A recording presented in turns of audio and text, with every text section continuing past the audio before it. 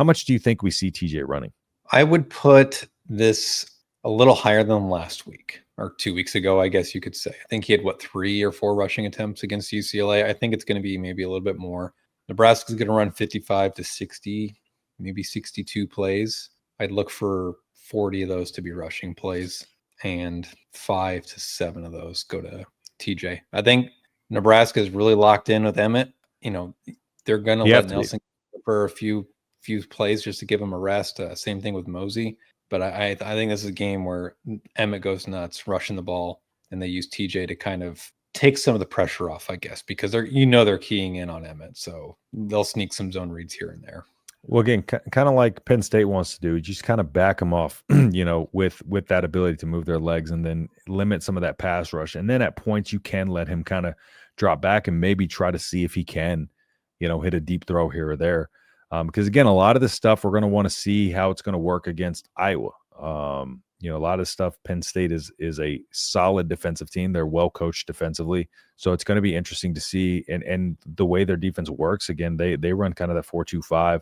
They run a lot of 5 defensive backs. So if you can get them out of that and kind of open up, that depth down the field a little bit, and again, kind of let TJ see what he can do with that arm ripping it down the field, then you definitely want to see that, especially in the lead up to the Iowa game, because Iowa is one of those teams that they're going to try to keep everything in front of them related to football. So this week, more than any, we have to show that we can kind of sustain drives, and that's all going to start with them. Like you said, they talked about Mackay, and those guys are doing a lot, better in practice. But just when you have a hot hand like this, you have a guy that's in the Heisman conversation, it's hard to not give him 30 touches a game. Especially a game of this magnitude where he can kind of basically, I don't want to say ensure he's a finalist for the Doak Walker Award. He was just announced as a semifinalist, but if you can take advantage of this moment on Saturday, that'll help towards his postseason awards, which, selfishly is good for him, but big picture, it's going to help with running back recruiting for EJ Barthel, just to be able to say, look what we did with Emma Johnson. I can do the same thing with you. But to me, it's not that I don't think that TJ can throw it. I think he's going to be very quarterback. You just want to control this game as much as you can and keep it out of Nick Singleton's and Katron Allen's hands. I don't want to be in a situation where Nebraska has to stop them late and they've been on the field for 35 minutes because they can't get off the field throughout the game.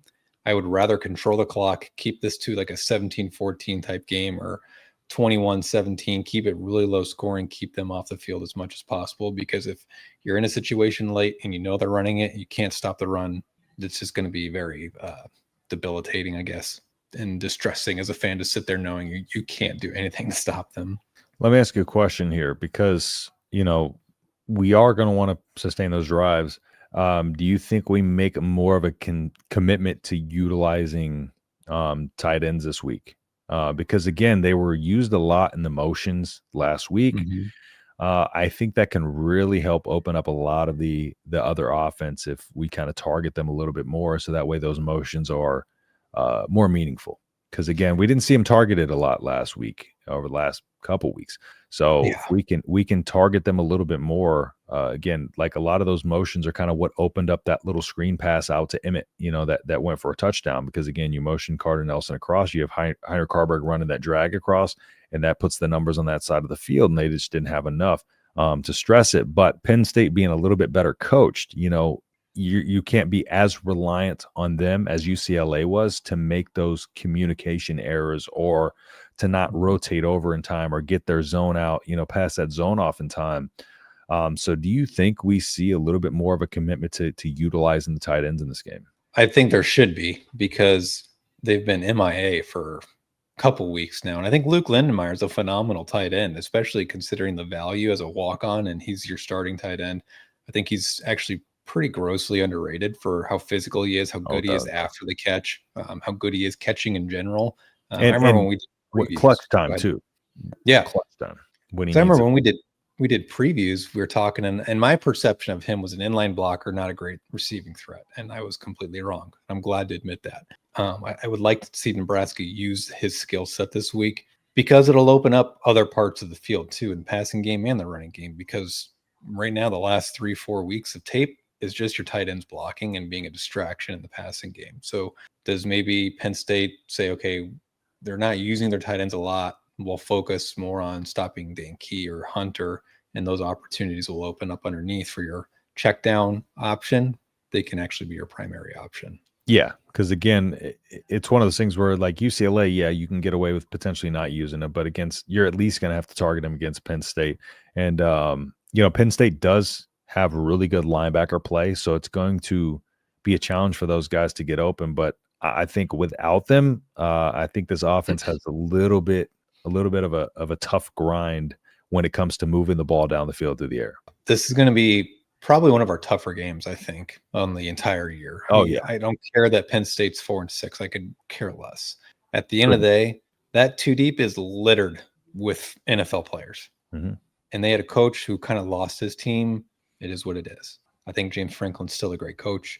But for whatever reason, and I think for whatever reason, just at the end of his tenure at Penn State, it stopped working. But that is still a loaded roster who's been a top 5 recruiting machine for however long he was at Penn State. What, 10 years? Mm-hmm.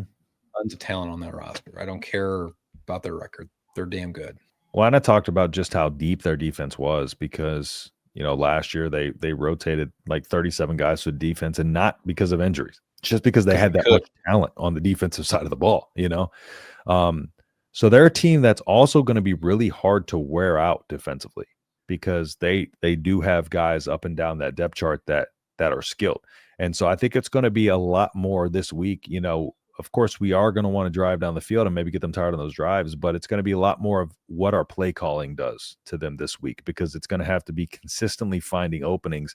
We can't just rely on them to potentially wear down in the fourth quarter because, last week, again, they had a really solid fourth quarter.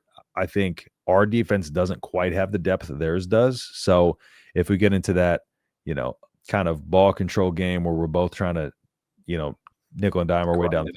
I do think we're going to have to open it up and air out and take some, at least attempt some deep shots because I think what we're kind of probably going to want to do is we are going to run some of those screen passes. We are going to run the ball a lot, but I think if we can kind of target that short middle of the field with our tight ends, I think it will really open up a lot of opportunities for Danke and Isaiah Hunter down the field because we just haven't had that element. And I feel like that's something that, we really kind of need to see because again, Iowa's going to let you keep everything in front of them and they're going to rally to the football.